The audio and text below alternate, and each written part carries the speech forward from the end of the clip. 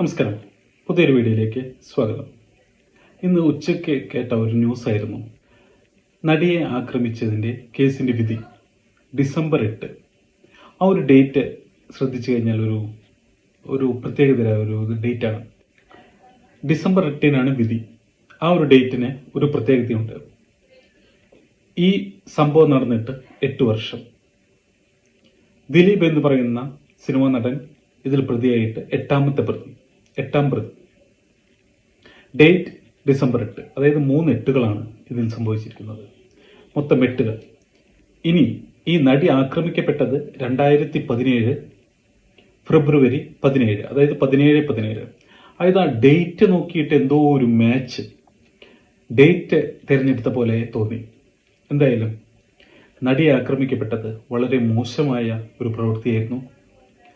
ഒരു പ്രമുഖൻ 8ാം പ്രതിയാണ്. എന്ത് വേണമെങ്കിലും സംഭവിക്കാമെന്ന് തോന്നുന്നു. ഡിസംബർ 8 അതിൻ്റെ വിധി. നടിക്ക് നീതി കിട്ടട്ടെ എന്ന് പ്രാർത്ഥിക്കുന്നു.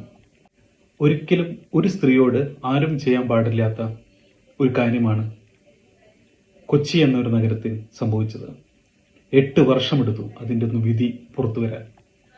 ഇത്രയും പ്രമുഖയായ ഒരു വ്യക്തിയായിട്ട് പോലും 8 വർഷമെടുത്തെങ്കിൽ ഒരു സാധാരണക്കാർക്ക് എത്ര കൊല്ലമെടുക്കും? ഇവിടുത്തെ നിയമം കുറച്ചും കൂടി ഫാസ്റ്റ് ആക്കണമെന്നാണ് എൻ്റെ ഒരു അപേക്ഷ.